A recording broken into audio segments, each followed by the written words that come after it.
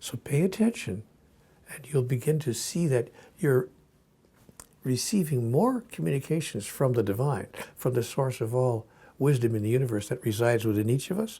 You're receiving more of that information than you may have ever thought. And that's what it means to be in the flow. Now, I want to tell you what we're really talking about here. We're talking about a state of consciousness. See, it's about consciousness raising, because it takes a determination, it takes a commitment, it takes an actual decision for you to raise your consciousness in such a way that you become completely clear that God is talking to us all the time, every minute of every day. And that's what causes you to start looking around to see if there is a billboard, or if there is a friend on the street, or to have the radio and listen very carefully to what the message of that song is, to just kind of pay attention to the world around you. That only happens when you deliberately decide to raise your consciousness. So it's about consciousness raising. That's why people in the New Spirituality movement talk a lot about consciousness raising, because you raise your consciousness, and your consciousness allows you then to be consciously aware of the conversations with God that you're receiving. And that puts you in the flow for sure. And here's how the flow works. Let me explain to you what it means to be in the flow. You start with a consciousness that's expanded to include the truth for you that God exists, that the wisdom of the universe is available to you at any time. That consciousness then produces a state of awareness. It causes you to automatically be aware of your surroundings, be aware of the impact of the energy that proceeds from you into the world, and the energy that's coming back to you from the world, to be more aware of it and the impact that it's having than you may ever have been before. So consciousness produces awareness.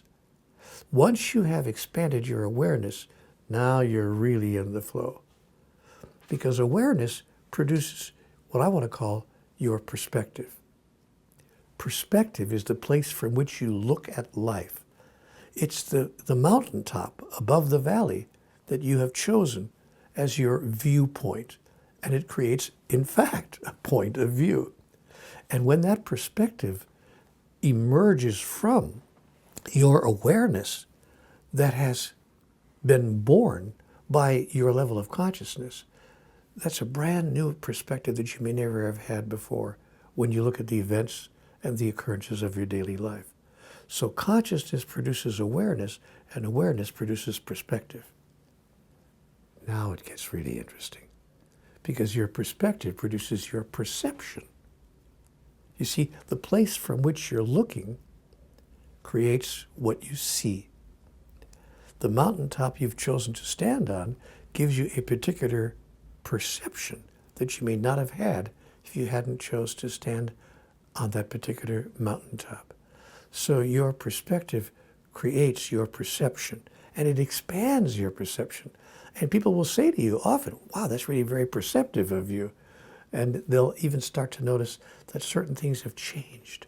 Certain things have been altered in the way you look at the world.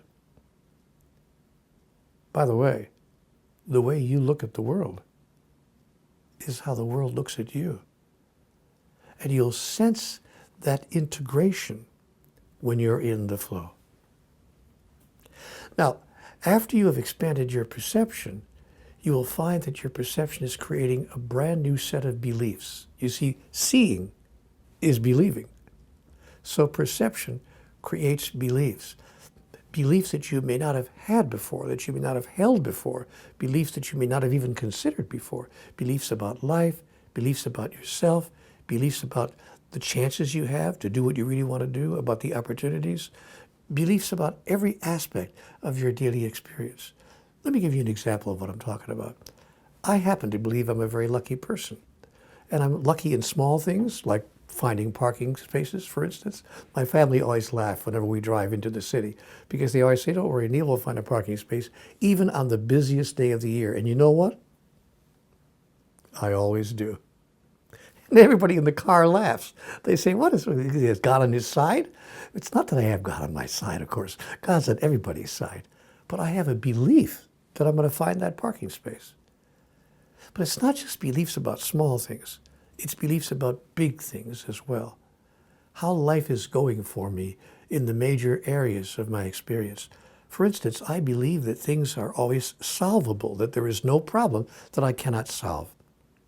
So when I encounter problems in my life, which we all do, I don't get mad or get upset that the problem is there. My first reaction is, it's okay, we can solve this.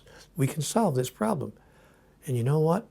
Since I've taken on that belief, I have never come across a problem that couldn't be solved. And I don't mean when I'm talking about a problem being solved that it just kind of went away. I'm talking about a problem that's solved in my favor. That is, the outcome of the conditions produce favorable circumstances and favorable results in my life. That's powerful and that's important. But I have a belief, you see, that life is always working in my favor. That's just a couple of examples of what I'm trying to say to you, that when you change your perception, you change your beliefs, because beliefs create behaviors. Now, that's the next step in this being in the flow. See, when you've changed your beliefs, you change your behaviors. Every behavior that you express and exhibit in life emerges from your belief about life. So beliefs create behaviors. That is, you start to act in a certain way. You begin to act with more confidence, with a higher level of what I told you a minute ago, a higher level of awareness, and with a greater sense of assurance that the outcome will always work in your favor. So that creates a certain way of behaving in the world, and don't think that those behaviors don't change your outcomes, because they're the only things that will, which is the next step when you're in the flow. Because when you're in the flow, your behaviors create your experience. And suddenly you are in charge of your experience. Suddenly your experience is not something that's happening to you. It's something that's happening through you. And you become the creator of your own experience, which then produces the ultimate result, which we call reality. See, your experience creates your reality. And all reality is created individually, interiorly by us, even as our exterior circumstances are produced collaboratively by everyone. See, I'm pretty clear that I'm not going to change my exterior reality if I'm walking through a huge city. I'm in downtown and there are 6,000 people around me. I'm not going to be able to, I don't think, maybe if I get to a higher level of mastery, maybe one day, but right now I'm not at a level where I'm able to shift the reality of 6,000 people, but I can shift my own interior reality of the exterior circumstance or event that's occurring right in front of my face, right in front of my eyes. And when you're in the flow, it's remarkable how you can adjust and alter your interior reality of any exterior experience, causing it to be joyful, peaceful, and without struggle. So that's what happens when you're in the flow. When you're in the flow, your consciousness creates your awareness. Your awareness creates your perspective. Your perspective creates your perception. Your perception creates your beliefs. Your beliefs create your behavior creates your experience, and your experience creates your reality. And guess what? You're in the flow. But it starts with willingness. It starts with a determination. It starts with a commitment. A commitment to the idea that there is a thing called God, that God is on your side, that God is having conversations with you all the time, and that all you have to do is listen, honor the message you're receiving, respond to it in a positive way, and let the rest take care of itself.